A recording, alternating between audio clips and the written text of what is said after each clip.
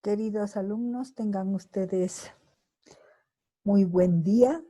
No sé en qué momento me escucharán, pero espero que sea antes del domingo o el lunes.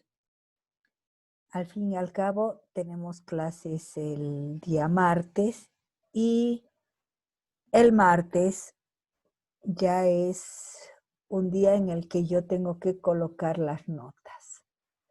Por lo tanto, acaba nuestra última clase. Ustedes han escuchado el video de hora de juego diagnóstica y terapéutica, pero se han debido percatar que en ningún momento hablamos de los materiales, en este caso, los juguetes que componen nuestra famosa caja de juguetes para la utilización tanto en diagnóstico como para terapia. Ahora vamos a ver las características que rodean a ello y empezamos con los juguetes y su significación. Todos los juegos y juguetes que forman parte del mundo lúdico del niño tienen una interpretación. Y esta interpretación o las interpretaciones van a estar relacionadas con la significación particular que cada niño le da de acuerdo a su vivencia pasada y presente. Está el juguete nos va a hablar algo, pero también el juguete va a ser actuado por el niño durante el juego y por lo tanto ahí es donde plasma, esa es la posibilidad que hace de que el niño plasme el mundo interno y externo, toda su historia, como decía Reynoso. Ahora, obviamente esto es en presencia del especialista o el psicólogo de niños.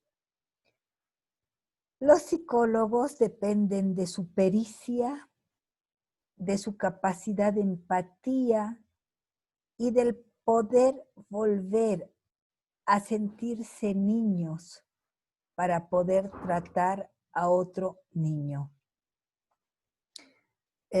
No todos pueden ser psicólogos de niños y no todos pueden implementar con relativo éxito, porque no siempre se tiene éxito, con relativo éxito la hora de juego, especialmente terapéutica.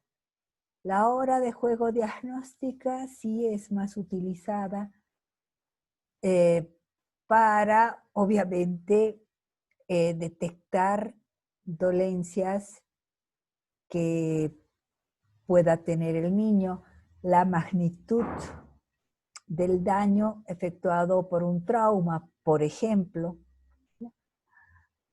Y la hora de juego terapéutica es nuestra herramienta principal en toda terapia infantil. ¿Cómo voy a hacer terapia en un niño? Poniéndolo en el diván y diciéndole, bueno, ahora asocié, pues el niño no va a querer volver más a las citas con su psicólogo. El psicólogo tiene como principal herramienta terapéutica el juego.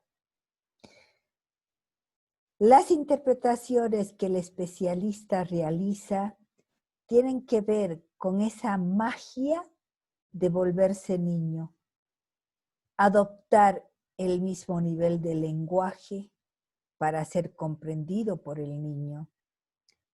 Y las interpretaciones tienen que ser muy concisas y precisas.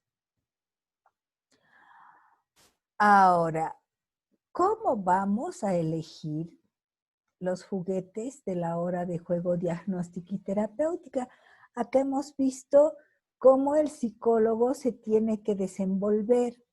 Ahora vamos a ver qué vamos a hacer para elegir, para poner los juguetes en la hora de juego diagnóstica y terapéutica.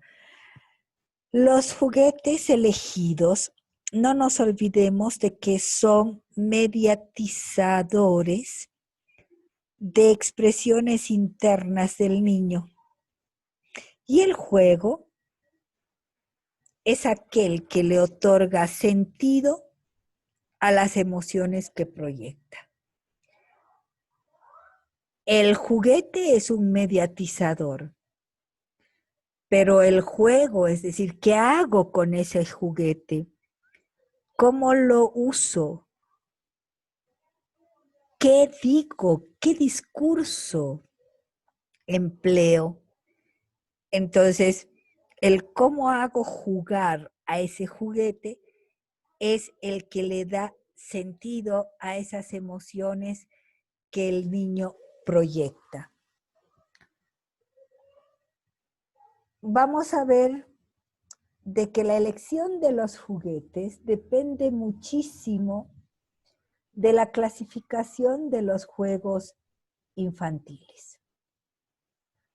Hay diversas formas de clasificar a los juegos infantiles.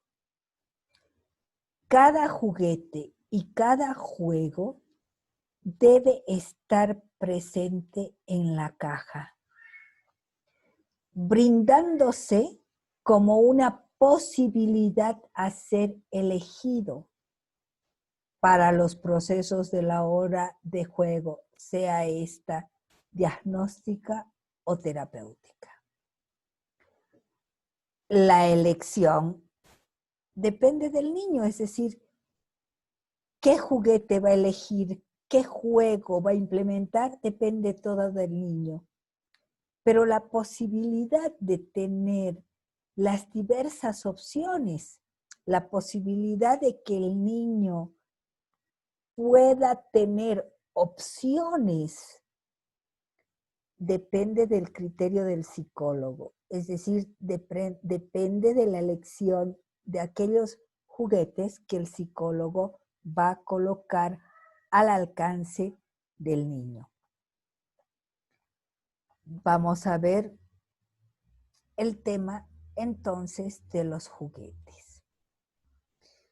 Los juguetes, ¿cómo vamos a elegir los juguetes? Los juguetes van a variar de acuerdo a 3 variables, aunque sea redundante. Uno, los motivos de consulta que trae al niño a ver al especialista, al psicólogo. No es lo mismo una mamá que viene y dice, mi hijito es muy tímido o mi hijito es demasiado hiperkinético, a una mamá que viene con un hecho mucho más traumático. Ha sido mi hijo o mi hija ha sido abusada, ha sido abusado, ha sido violado, violada, o traumas de otro tipo.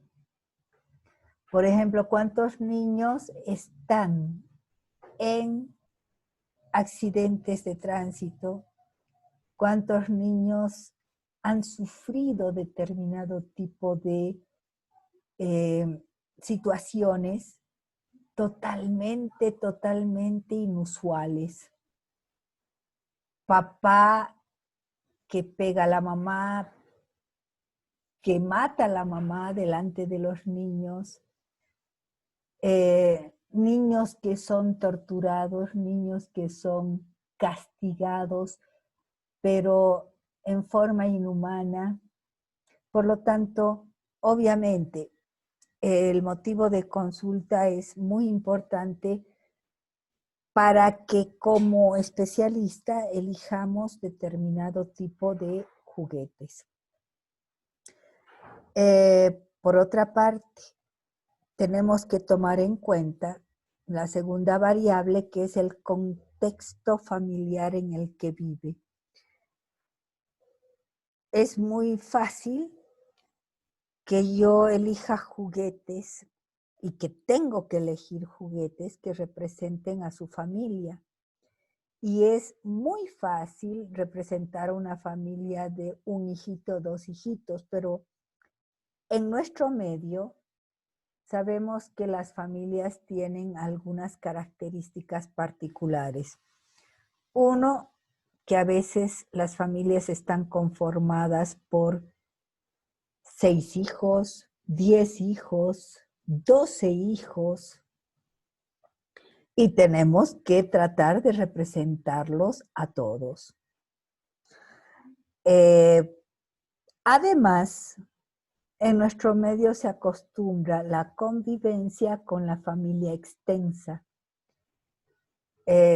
Múltiples familias viven con el suegro, la suegra, el abuelo y la abuela, la cuñada, el cuñado, la prima, el primo, o finalmente incluso conviven personas del pueblo, vienen a la ciudad y dicen, bueno, es mi primo, pero no tienen lazos consanguíneos, sino que simple y llanamente son vecinos o son del mismo pueblo del que proviene.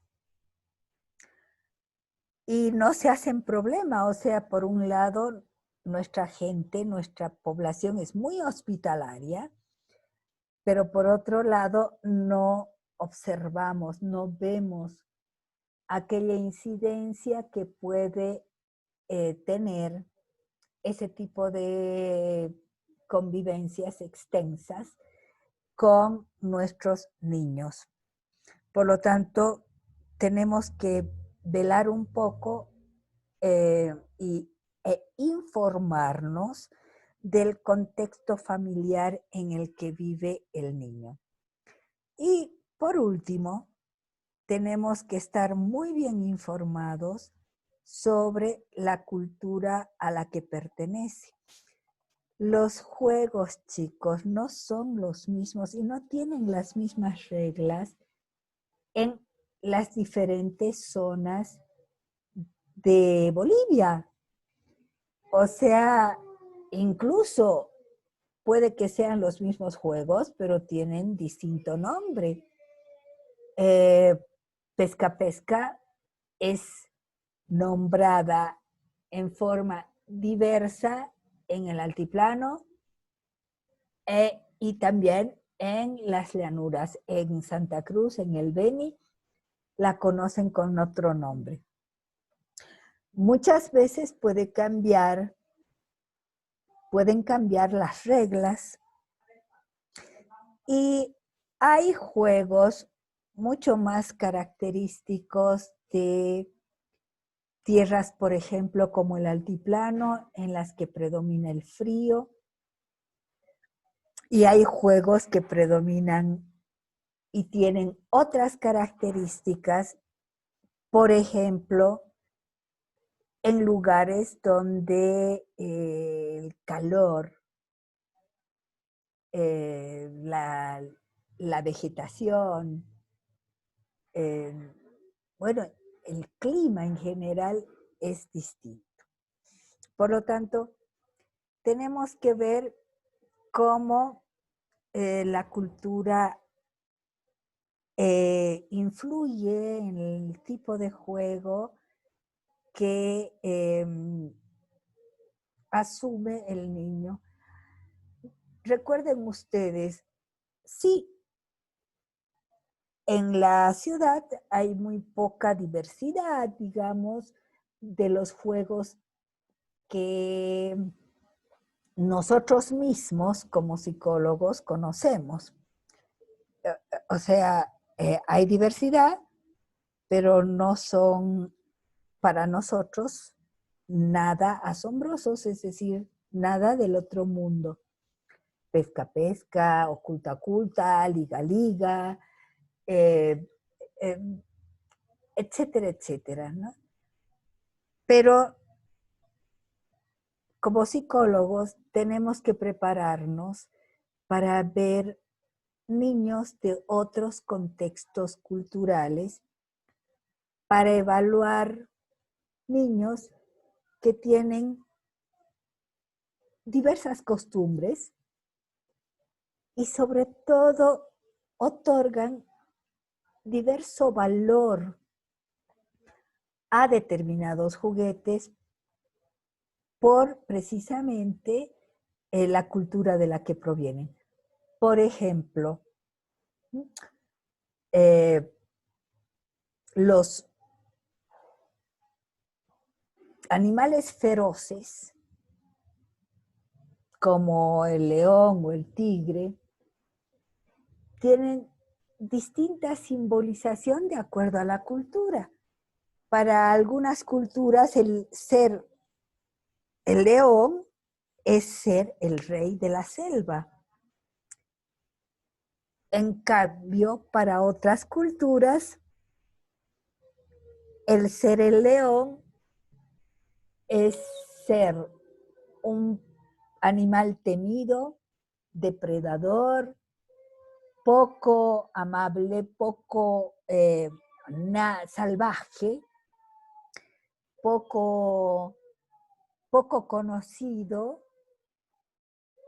a veces es admirado, a veces es rechazado, pero tenemos distinto significado y ese significado se traspasa a través de la cultura del contexto en el que se desenvuelve el niño. Ahora vamos a ver otro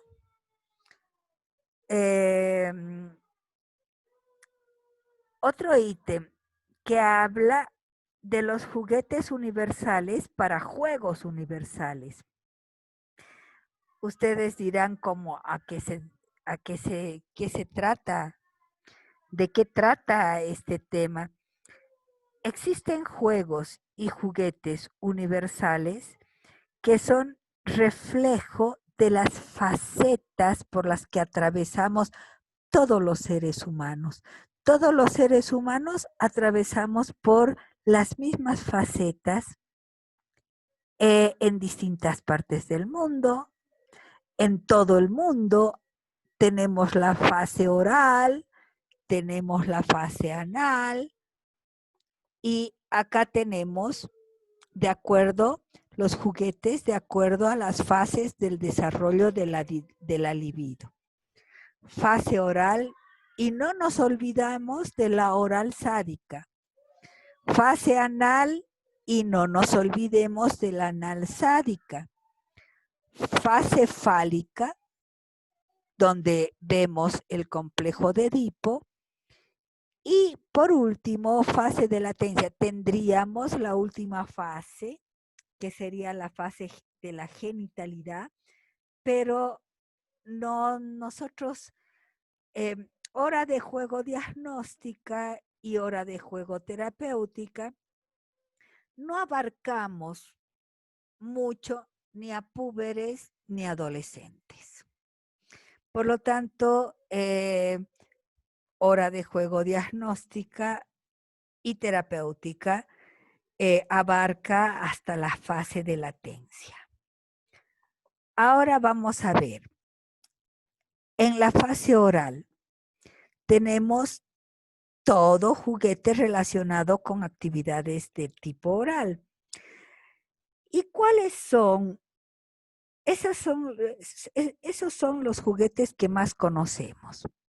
Por ejemplo, mamadera, ollas, vajillas de todo tipo, desde platitos, tacitas, vasitos, hasta cubiertos. Tenemos, gracias a Dios, nuestro gran proveedor para llenar nuestra caja de hora de juegos es el conocido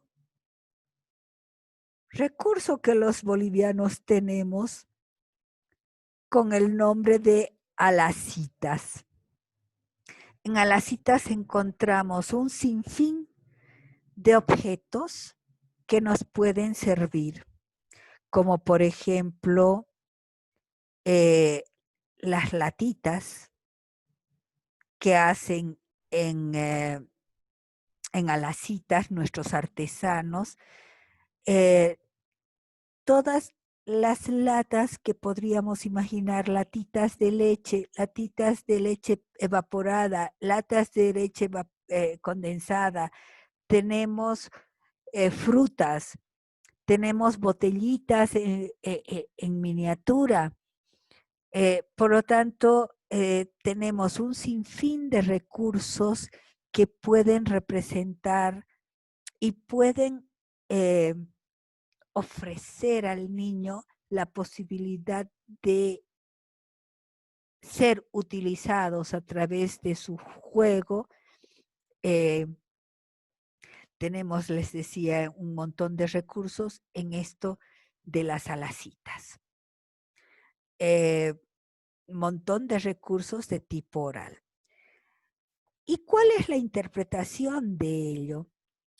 Obviamente vamos a ver regresiones a la etapa oral, especialmente si se trata de niños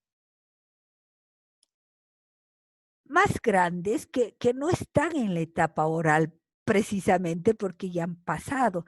Recuerden de que hora de juego diagnóstica y terapéutica la podemos aplicar a partir de los 3 años. Si bien los niños han pasado hace muy poco tiempo la etapa oral, los más chiquititos, pero de igual forma, cuando se suscita una fijación en la etapa oral, pues es posible de que nosotros tengamos alguna serie de regresiones. ¿Y por qué? Recuerden ustedes la teoría, ¿por qué tenemos fijaciones en cualquiera de las etapas del proceso libidinal, de los procesos libidinales? Recuerden ustedes que Freud dice, podemos generar fijaciones, ya sea por mucha satisfacción, por demasiada satisfacción, o ya sea por mucha insatisfacción. Es decir, los dos extremos son productores de síntomas. Y los dos extremos son extremos que nos conducen a lo que llamamos fijación.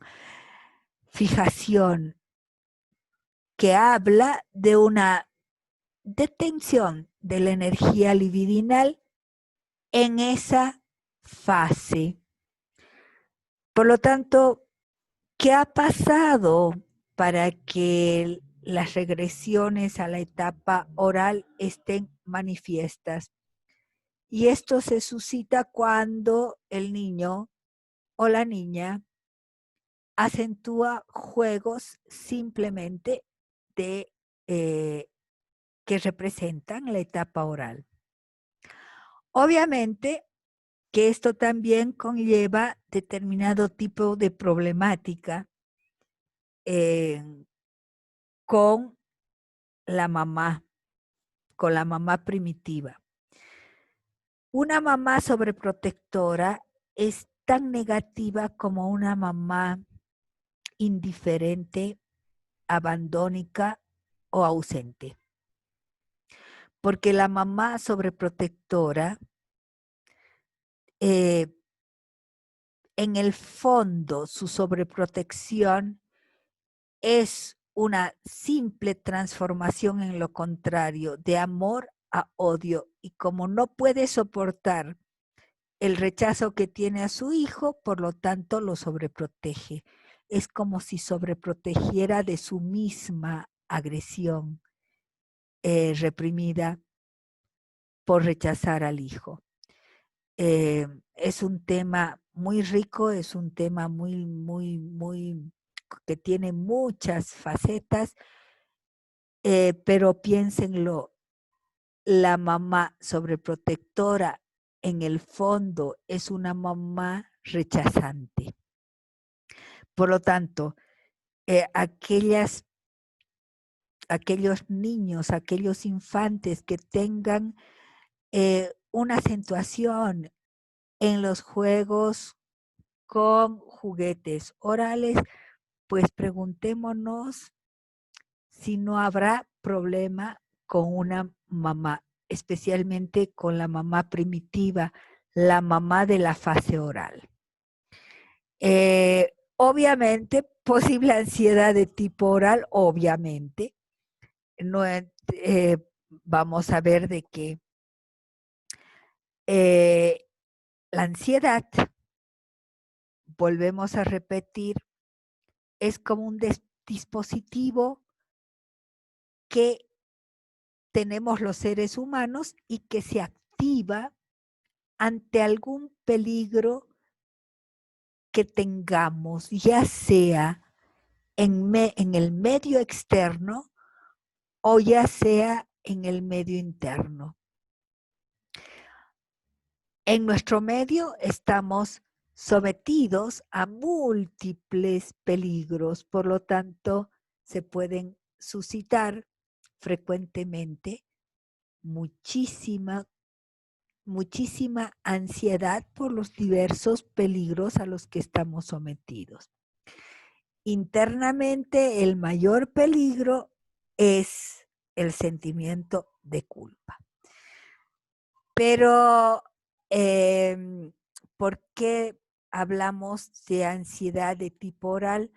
Porque el síntoma muchas veces se inscribe dentro de lo que son las características orales.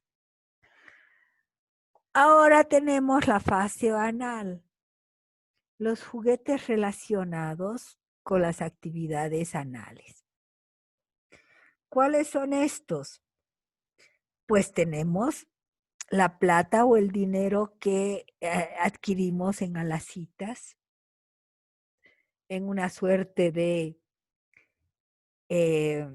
esto se va a convertir mágicamente en plata de verdad, pero ¿cuántos de nosotros hemos disfrutado en nuestra niñez de esos dineritos, entre comillas, que nos han servido para no solamente jugar, sino muchas veces hasta aprender a sumar y restar?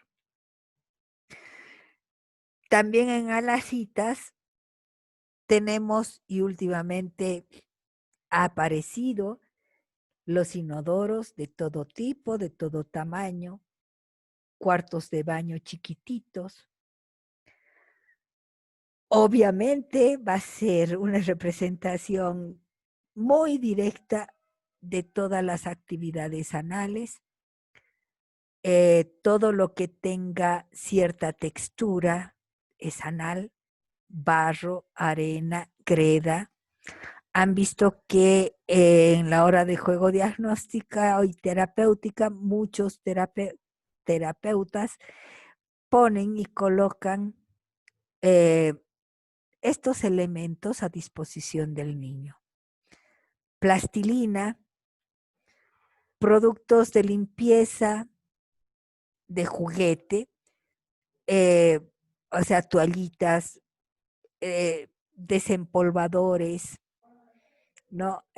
Paños, especialmente paños de limpieza. Y hay incluso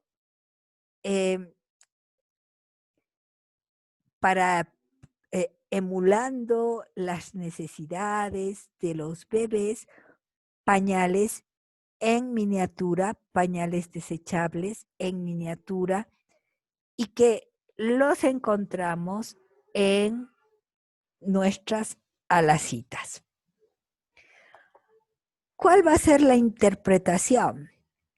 Y bueno, también tenemos acá regresiones a fases anales. En niños pequeños, posibles fijaciones que anclan el progreso de la libido, igual que en la etapa oral. En la etapa anal puede tener relación con la educación en el control de esfínteres. Recuerden ustedes que en esta interpretación tiene mucho que ver el cómo educaron a ese niño para el control de esfínteres en general, tanto de esfínteres anales como de uretrales. Tiene que ver estos síntomas de tipo anal, tiene que ver con reglas y normas rígidas, demasiado exigentes o demasiado flexibles. Normas rígidas hacen de que el niño se autoexija muchísimo y ante esa autoexigencia que tal vez no está todavía maduro para asumir normas y reglas que los papás tal vez exigen de él, obviamente ante los fracasos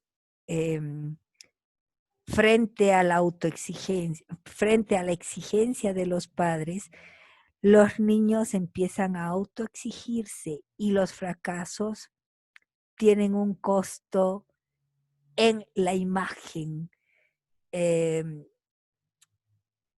plasmando imágenes devaluativas, desvalorizadas de sí mismo. Cosa que también está de la mano y va de la mano con sentimientos de culpa por no ser perfecto, por no ser totalmente complaciente de los deseos, especialmente de los progenitores. Y bueno, y por último, tenemos ansiedad en torno a cuestiones anales, ansiedad que muchas veces se traduce con determinados rituales obsesivos que en formas mucho más acentuadas hay niños que presentan incluso principios del toc-toc, es decir, rituales antes de ejecutar cualquier tipo de actividad.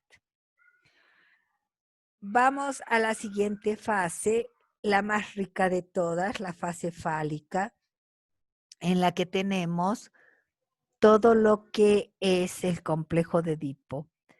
Acá no se olviden de que tenemos que conseguir, esto sí, tiene que estar sí o sí en toda caja de hora de juego diagnóstica o terapéutica. Muñecos de diferente género y en lo posible que formen una familia con el mismo número de integrantes que tiene la familia del testado, respetando el género de los mismos e incluso el rol de cada uno. ¿Qué me refiero al rol? Van a haber personas adultas, van a haber personas de sexo masculino, femenino, y sí tienen que haber un papá, una mamá, y tal vez tengan que haber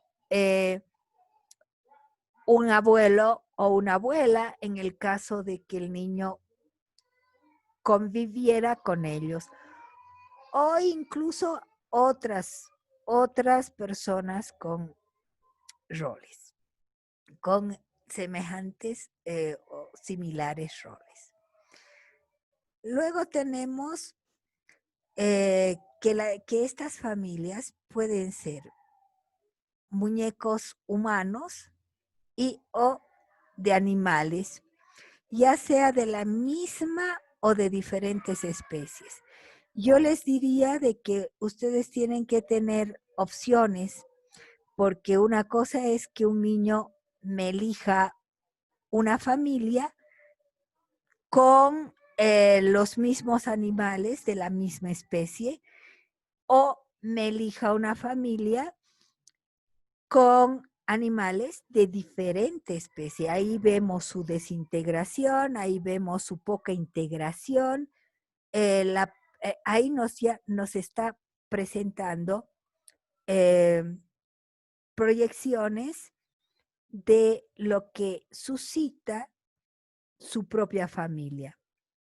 Por lo tanto, yo les sugeriría tener bastante osos de peluche, perritos de peluche, gatitos de peluche, y que podemos fácilmente cambiar de sexo con simplemente un rozón o simplemente una corbatita. Y esto me lleva al siguiente punto, que tenemos que tener juguetes relacionados con el género, juguetes masculinos y juguetes femeninos. Juguetes masculinos, autitos, todo aquello que dentro de nuestra cultura esté relacionado generalmente con los varones. Pelota. Las niñas, pues tenemos que brindarles la posibilidad de tener que carteritas, que muñequitas con distintos vestidos, o la posibilidad de tener vestidos, ropa con las que pueda cambiar y jugar con los muñecos que hace un momento mencionamos. No nos olvidemos que también tenemos que tener armas y juguetes de formas fálicas. Por ejemplo, tenemos que tener pistolas, tenemos que tener espada, ¿no? O juguetes que tengan formas fálicas. ¿Cuál es la interpretación? Problemáticas en torno a los conflictos que se suscitan por los amores y los odios en relación a los padres. Problemáticas en torno al género y la identificación sexual. Síntomas agudizados en torno al tema sexual por traumas en ese terreno. Acá es donde vamos a ver más los síntomas cuando han habido o abusos o transgresiones en el terreno sexual. Ahora vamos a el periodo de la latencia. Bueno, los chicos que están en periodo de latencia coinciden con su ingreso a la escolaridad. Por lo tanto, vamos a tener cuaderno u hojas de papel, lápices, tajadores, todo lo que sea utensilios escolares, lápices de colores. Es importante que pongamos libros de cuentos infantiles pequeños. Obviamente no vamos a tener o sea, no vamos a tener, qué sé yo, novelas como, qué sé yo, como de Verne, pero vamos a tener esos libros y cuentos de cuentos infantiles que hablan del Pato Donald, que hablan de la Bella Durmiente, que son cuentos cortos con ilustraciones. vamos a tener crayones y vamos a tener algunos juegos reglados. Por ejemplo, damas o ajedrez o tres en raya, algún juego reglado, tanto pasivo como activo. Juego reglado pasivo, juegos de mesa, me refiero a juegos de mesa, y en los que con seguridad el psicólogo va a ser invitado, o juegos reglados activos, por ejemplo, cuando el niño tiene la posibilidad de tener una pelota y jugar con el psicólogo, donde el mismo niño va a imponer las reglas del juego. ¿Qué interpretación vamos a dar? ¿Qué posibles interpretaciones vamos a tener en este sentido? Vamos a ver cómo las reglas son asumidas. Y acá nos interesa si estas reglas son asumidas con mucha ansiedad o si son asumidas muy espontáneamente. Vamos entonces a estar atentos a la ansiedad que pueda transmitirnos el niño en función a las reglas que debe cumplir o que se deben cumplir. Vamos a ver también posibles problemas de rendimiento escolar que devuelven una imagen devaluada de sí mismo al niño. Especialmente cuando hay mucho rechazo a todo lo que sea cuadernos, reglas, todo lo que esté en torno a la escolaridad, o cuando más bien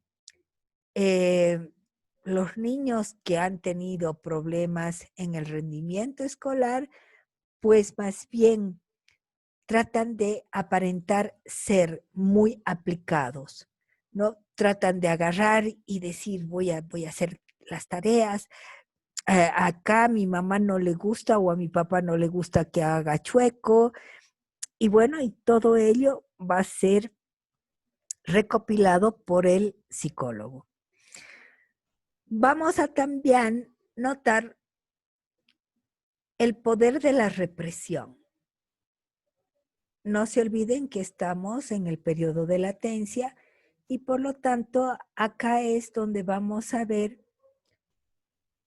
en toda su magnitud la represión, especialmente en aquellos niños muy sumisos, muy introvertidos, muy tímidos, con mucha falta de valoración, con búsqueda de valoración de parte de la otra persona. Por lo tanto, niños muy, muy inseguros que dan un paso y preguntan, ¿está bien? Dan otro paso, hacen cualquier otra cosa y nuevamente la pregunta por la necesidad de reafirmación que tienen. Y bueno, y también vamos acá a poder observar problemas de adaptación social a través de los juegos y la forma de juego que tenga el niño a través de estos mediatizadores, como son juguetes, pero ya de tipo que representan la escolaridad del niño. Pues y acá tenemos otro slide importante que habla de los juegos de acuerdo a la cultura. No olvidemos que hay juguetes relacionados con la cultura de la que proviene el niño, especialmente si este niño viene de un medio rural. Son distintos, tener en cuenta lo que hace un ratito les decía, que son distintos los juegos y las reglas de niños que provienen del altiplano, de los valles y de las llanuras.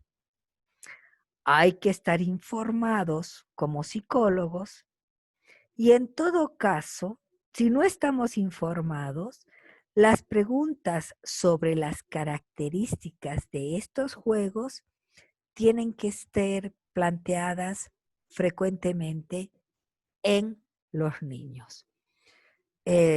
Nosotros tenemos que preguntar, ¿y esto qué significa? ¿Y esto qué es? ¿Y qué te parece? ¿Y a ti qué te parece? Constantemente. Ahora bien, la interpretación. Estos juegos de orden cultural varían de acuerdo al tipo de juego. Puede ser un juego activo, pasivo, egocéntrico o socializado, reglado, no reglado, pero sobre todo tomar en cuenta parámetros culturales de los que proviene el niño. El simbolismo, lo que hace un rato ejemplificaba, un león puede ser algo querido y admirado, como puede ser algo negativo, algo rechazado por lo agresivo. Por lo tanto, tenemos que ver el valor que da el niño a dichos juguetes. De acuerdo al número de participantes. Acá es más fácil porque pueden ser juegos individuales o egocéntricos, también los hemos llamado egocéntricos, o aquellos juegos en interacción con el psicólogo que son los juegos socializados. La interacción debe estar sometida a los designios proyectivos del niño. Tenemos que preguntar siempre el rol que se nos asigna en esa interacción. No solamente el rol, sino el cómo, ¿no? O sea, siempre les he dicho, ¿no? O sea, ya, tú vas a ser el papá, perfecto, yo voy a ser el papá, yupi, voy a ser el papá. Pero ¿y qué hace el papá? Cuéntame tú lo que hace el papá. Niño, cuéntame qué hace el papá. Entonces, la interacción debe estar sometida a lo que el niño nos diga. Las reglas las debe explicitar el paciente. Otra vuelta, el niño es el que tiene que decirnos, ya, vamos a jugar, pero tú tienes que hacer esto, lo otro y lo demás allá. Y el psicólogo simplemente debe analizarlas, procesarlas y devolverlas si el caso amerita. Por ejemplo, en terapia, que inmediatamente hacemos interpretaciones. En caso de los procesos diagnósticos, hay que favorecer la proyección para que el testado se sienta en libertad de emitir lo que piensa y lo que siente. En procesos diagnósticos no hacemos tanto interpretación, más hacemos observación. Ahora, ¿cuáles son las interpretaciones que podríamos tener? En los juegos individuales pueden ser normales en niños pequeños en los que prime el egocentrismo.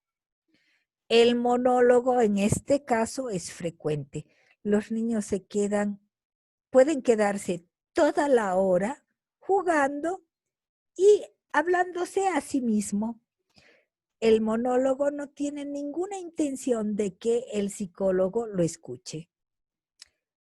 En estos juegos individuales, en niños más grandes, ya el juego es simbólico y la palabra está acompañada por acciones, sonidos guturales.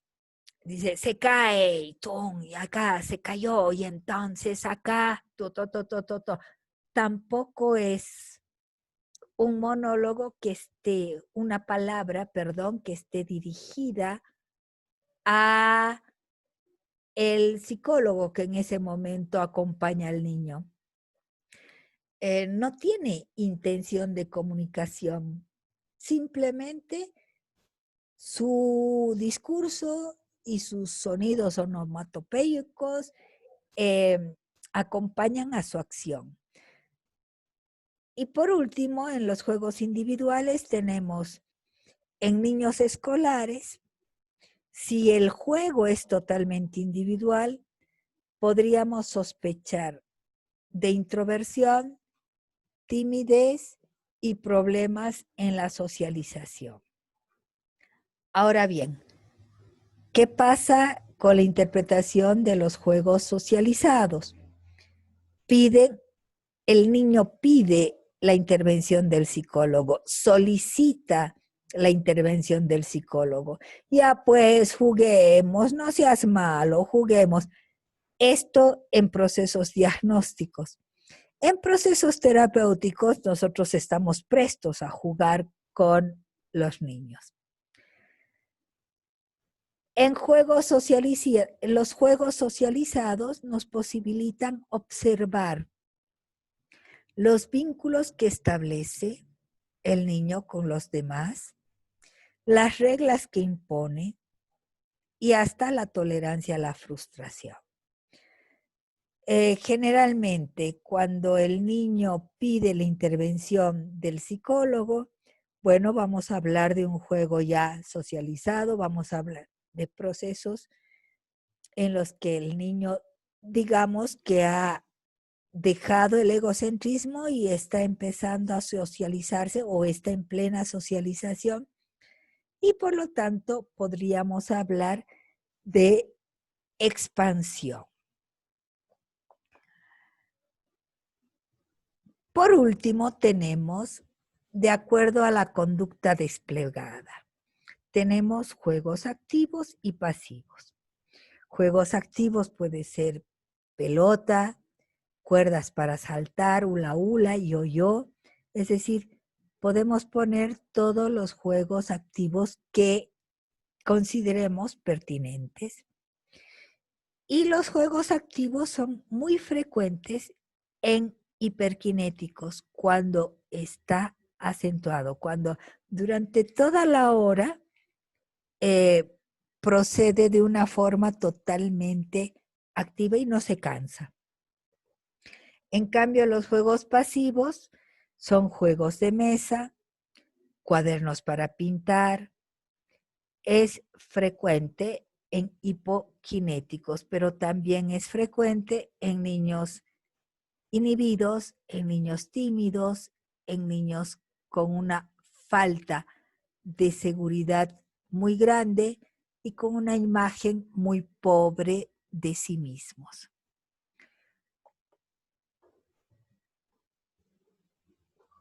Terminamos con el tema y me toca dar algunas recomendaciones como broche final.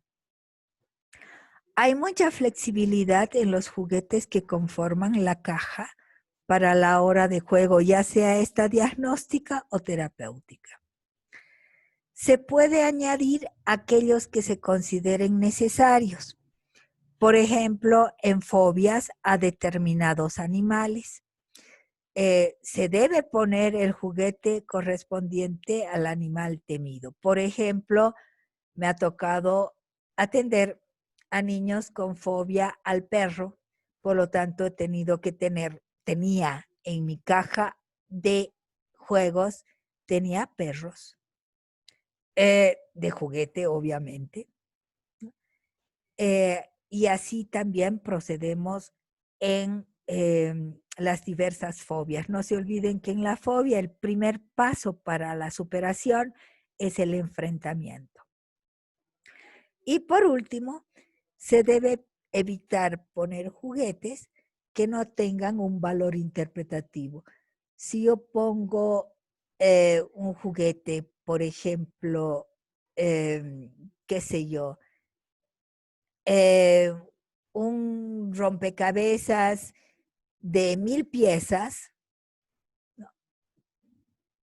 ¿qué interpretación voy a brindar ¿qué me va, qué me va, cómo me va a enriquecer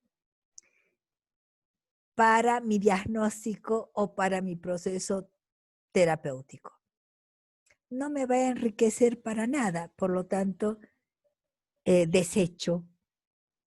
Desecho el rompecabezas de 1000 piezas porque es posible de que a mi testado le guste y se quede 2 horas tratando de realizar el rompecabezas.